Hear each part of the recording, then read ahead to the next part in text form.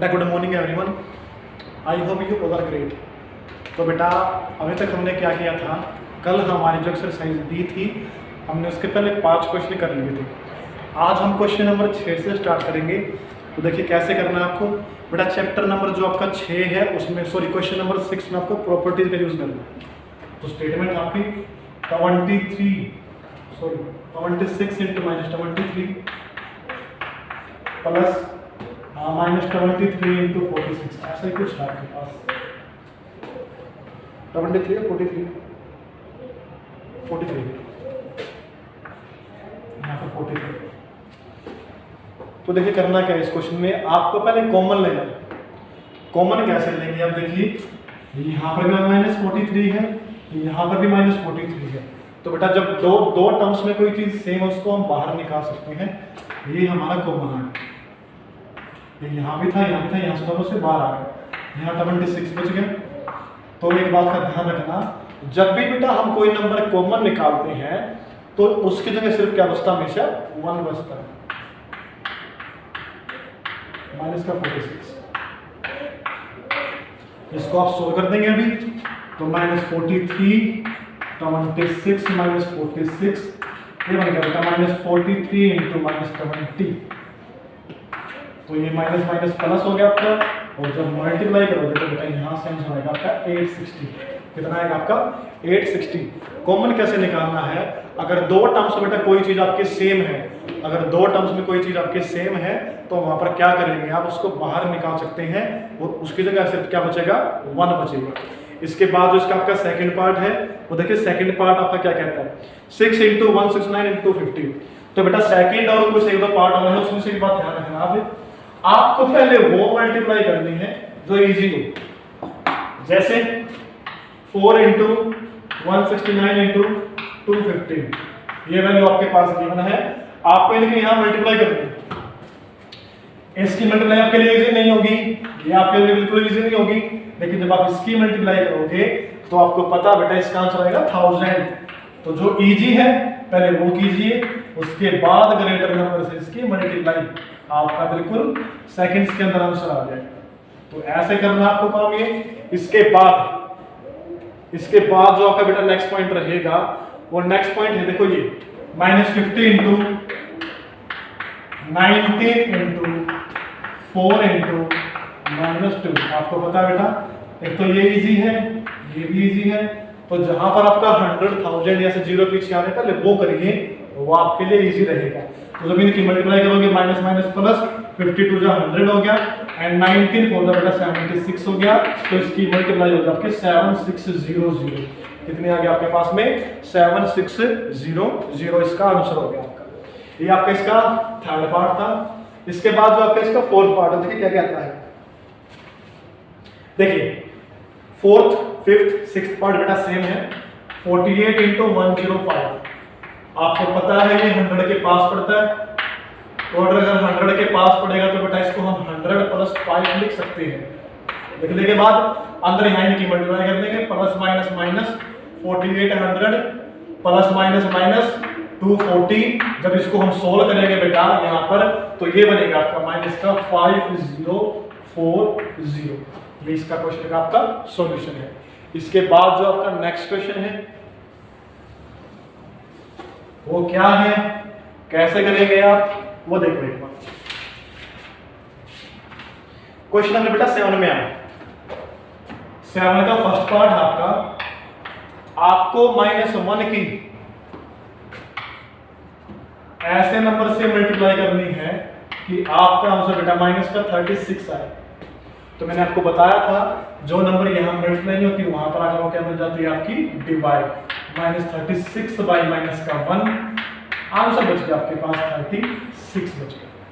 इसके बाद जो आपका सेकंड पार्ट है इसका, वो सेकंड पार्ट क्या कहता है, कैसे करेंगे उसमें आप देखिए, आपको 11 के एक ऐसे नंबर से मल्टीप्लाई करनी है ताकि यहाँ पर -11 आए। अब 11 यहाँ मल्टीप्लाई तो यहाँ पर आकर ये डिवाइड बन गया, -11 बाई 11 कैंसिल हो गया, तो बेटा आंसर बच गया आपके पास माइनस का 1 आ गया।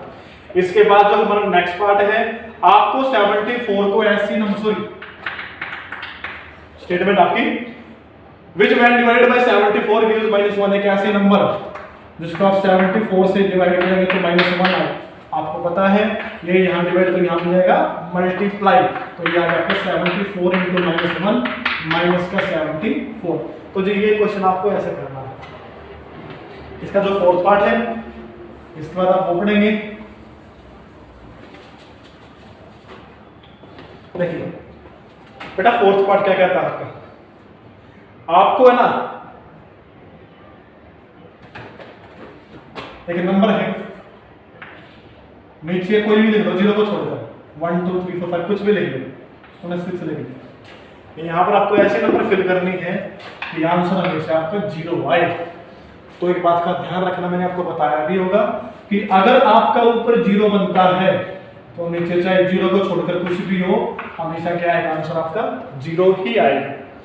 इसके बाद बेटा आपको -1/17 का मल्टीप्लिकेटिव इनवर्स निकालना है। मैंने बताया था मल्टीप्लिकेटिव इनवर्स बेटा रेसिप्रोकल यानी कि उल्टा होता है, तो ये बनेगा आपका -17। इसके बाद जो आपका नेक्स्ट है, ऐसे नंबर की मल्टीप्लाई कीजिए कि अगर आप खुद से यहाँ मल्टीप्लाई करोगे तो 1 ही आएगा। तो बेटा ऐसा 1 होता है, किसी नंबर के खुद से मल्टीप्लाई यानी कि स्क्वायर, किसका स्क्वायर 1 होता है, 1 का स्क्वायर 1 होता है, तो 1 × 1 = 1 बन जाएगा। इसके बाद क्वेश्चन नंबर 8 में आएंगे हम, जो शायद आपका ट्रू फॉल्स का है। तो देखिए नहीं, आपको प्रॉपर्टीज को वेरीफाई करना है, आसान है बिल्कुल। देखिए a × b + c = a × b + a × c। और बेटा a की वैल्यू आपके पास यहाँ पर -6, b की वैल्यू 3 है और बेटा c की वैल्यू आपके पास -1 है। तो कुछ नहीं करना, सिर्फ वैल्यू पुट करनी है, a की जगह a की वैल्यू, b की जगह b की वैल्यू और c की जगह c की वैल्यू आएगी। तो a की वैल्यू पुट कीजिए -6 3 + -1, आपको पता है प्लस माइनस माइनस होता है, तो बेटा ये बन गया आपका 2 और ये होगा आपका -12। ऐसे हम यहाँ करेंगे -6 × 3 +-6 × -1 सोल्व कर देंगे तो -18 -6, तो बेटा ये बन गया आपका -12 का आंसर आएगा। तो ये क्वेश्चन था हमारा ये। इसके बाद 9th क्वेश्चन बेटा ट्रू फॉल्स बताना है आपको। तो ट्रू और फॉल्स आप कैसे बताएंगे, आसान क्वेश्चन है, बस ध्यान से देखना। देखिए जो आपका फर्स्ट पार्ट है आपको दे रखा है -73 / 0 = 0, यानी कि 0 से डिवाइड करें तो बेटा मैंने बताया था आंसर बनता आपका नॉट डिफाइंड, तो ये बनेगा आपका फॉल्स। इसका जो सेकंड पार्ट है वो क्या कहता है 0/0, सेम इसकी तरह 0 नीचे आ गया तो क्या बनेगा नॉट डिफाइंड, तो ये भी क्या बनेगा आपका फॉल्स बनेगा। इसके बाद 0 को 75 से डिवाइड करोगे तो बेटा अगर ऊपर 0 है तो 0 नहीं है तो क्या आएगा 0, देखिए क्या आपका ट्रू होगा। इसके बाद है जो आपका डिवीजन एसोसिएटिव नहीं होती, बिल्कुल सही बात है बेटा, डिवीजन को एसोसिएटिव नहीं कर सकते। जैसे आपका था ना a × b × c a × b × c, बेटा ये होता है एसोसिएटिव। अगर हमें डिवाइड करना है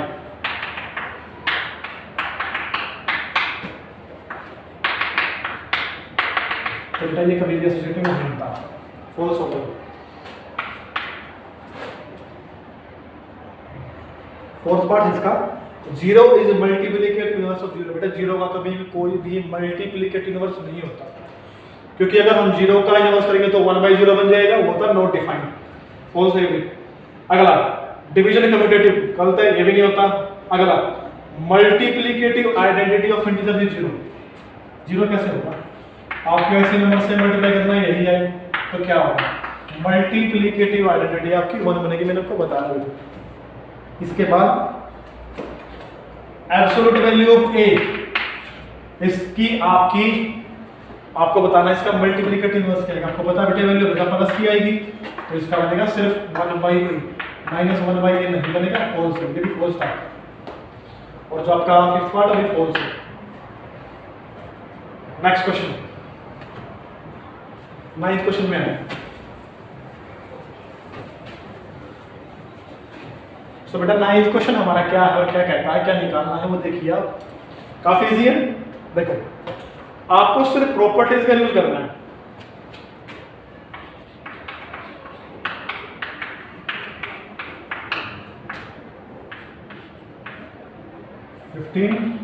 इंटू 6 प्लस 15 इंटू -8।